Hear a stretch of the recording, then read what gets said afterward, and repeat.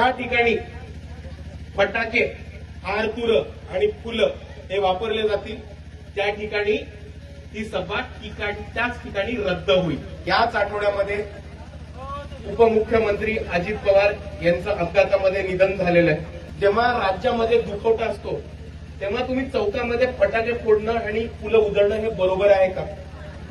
ते बरोबर नाहीये, तर मी का स्वीकारू ते? जोडणाऱ्या सर्व मामानवांना त्रिवार अभिवादन करतो आणि इथे उपस्थित मंचावरती सर्व मान्यवर उमेदवार, नेते मंडळी, तशाच इथे उपस्थित माझ्या माता भगिनी, वडीलधारी मंडळी आणि या चळवळीतल्या तमाम साथीदारांना माझा जय जिजाऊ, जय शिवराय, जय ज्योती, जय क्रांती, जय लहुजी, जय मल्हार, अस्सलाम वालेकुम आणि जय भीम.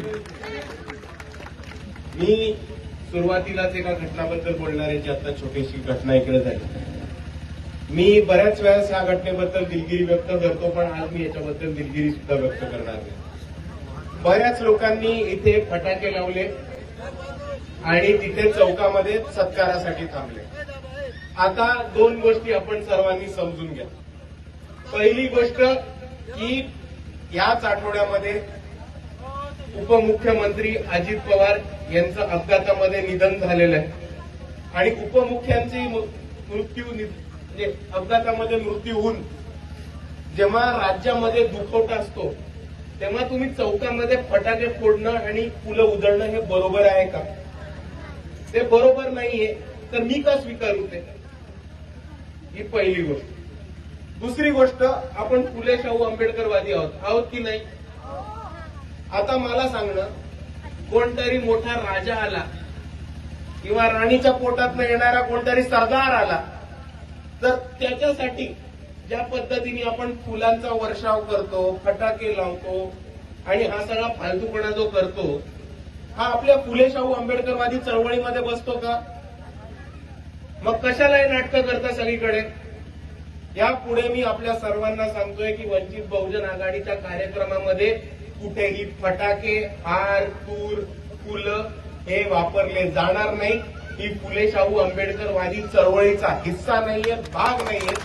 आणि कुठेही जर युवकांनी खटाटोप करून जबरदस्ती गाडी थांबवून फटाके फोडणं किंवा हारतूर फुलं करण्याचा प्रयत्न केला तर ती गाडी तुम्हाला तुमच्यासाठी न थांबता तिकडनंच पुढे काढली जाईल, जसं आज झालं तसंच. दुसऱ्या बाजूला आज पक्षाचा आदेश आहे. 4 दिवसापूर्वी पक्षाचं एक पत्र निघालंय की ज्या ठिकाणी फटाके, आरतुर आणि फुलं हे वापरले जातील त्या ठिकाणी ही सभा त्याच ठिकाणी रद्द होईल. हे आपण सर्वांनी वाचले, कार्यकर्त्यांनी, पदाधिकाऱ्यांनी वाचले. मग आज हे सगळा प्रकार कशासाठी होतो? आणि त्याच्याहून महत्वाची एक गोष्ट समजून घ्या की आता इथे अविनाश दादांचं भाषण चालू होतं. अविनाश दादांचं भाषण चालू असताना तिकडे मागे फटाके फोडत. तुम्हाला ऐकू आलं का त्या फटाक्यांच्या आवाजामध्ये काय बोलत होते ते?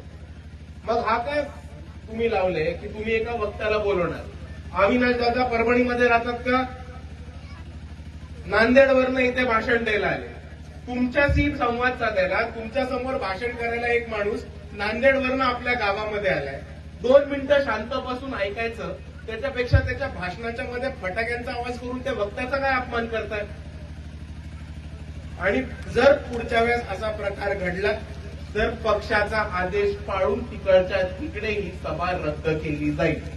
आज माझ्यावरती पक्षाचा आदेश होता ही सभा रद्द करायला, पण आपण सर्व खूप वेळ थांबलात म्हणून मी ती रद्द नाही करू शकलो. मी नुसतं सत्कार न स्वीकारता पुढे आलो. पण ह्याच्यानंतर हा कोणताही प्रकार होताना कामा नाही.